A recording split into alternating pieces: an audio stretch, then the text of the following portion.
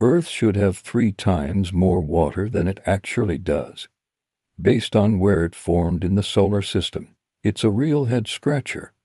Scientists think they know the answer, but it's a total wild card. Let's start with the basics. Earth is a bit of an oddball planet. Sure, Mars, Venus, and Mercury don't have oceans, but they also don't have a lot of water in any form. Meanwhile, Earth has some massive amounts of water, enough to cover the planet in a layer almost 2 kilometers deep if you spread it all out. Now, based on how and where Earth formed, that amount of water makes no sense. See, our solar system formed in a giant rotating disk of gas and dust called a nebula. And as Earth formed in the middle of that disk, it ended up in what scientists now call the dry zone. That's because the temperature where Earth formed was just too hot for water to exist as ice.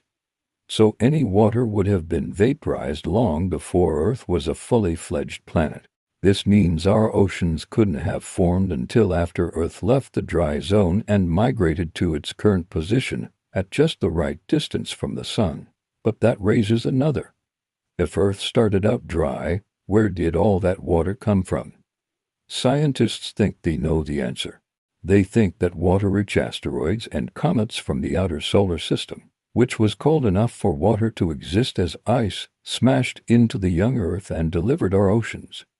But when scientists analyzed samples returned by the Stardust spacecraft and investigated comets that had fallen to Earth as meteorites, they found that the water in these objects doesn't match the water on Earth. They have too much of an element called deuterium, which is basically a type of heavy hydrogen. So if Earth's water didn't come from comets, then it must have come from asteroids, right? Well, again, science says no, while asteroid water matches Earth's deuterium signature. There weren't enough asteroids hitting Earth early in its history to deliver all that water. In fact, according to one team of researchers, Earth would have had to have been hit by 2 trillion water-rich asteroids to get the amount of water we have now. And we know that didn't happen. So, where is Earth's missing water? And is it really missing? Some scientists theorize that Earth's water formed in the giant gas cloud that birthed our solar system, but then got captured later when Earth wandered through a reservoir of water vapor. Other scientists think the building blocks of Earth contained more water than we thought. And so the water was here all along, just locked up in minerals in the mantle. But maybe the water really is missing. Maybe it was never incorporated into Earth in the first place.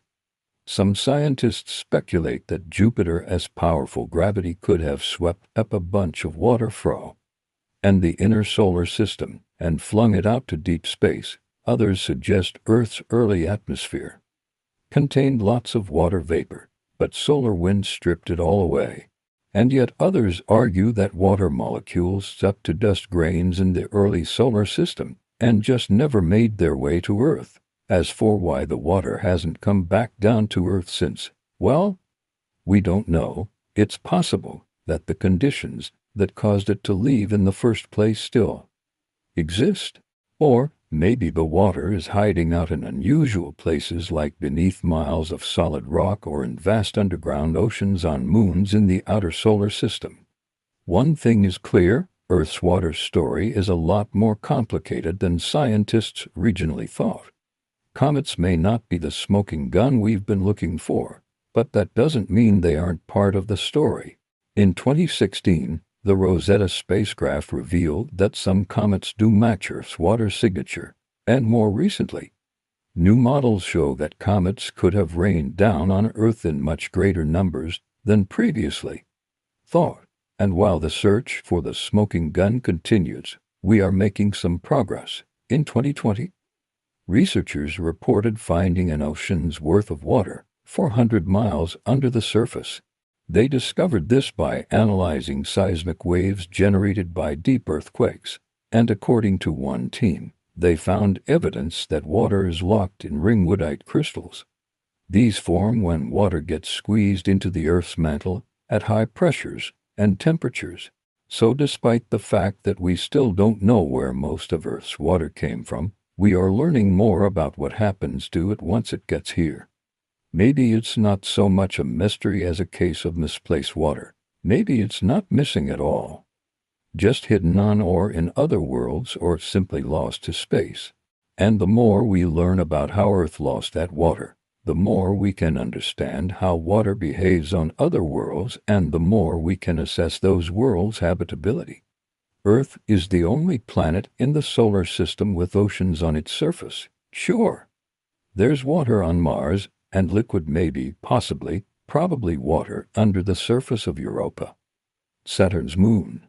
But Earth is special. And until we know how and why it became that way, we won't really understand our home planet. So consider this episode our reminder that even though we like to think we know a lot about Earth, we really don't. And sometimes the most mundane things, like where we got our water, can be the most mysterious. And thank you for watching. Please subscribe.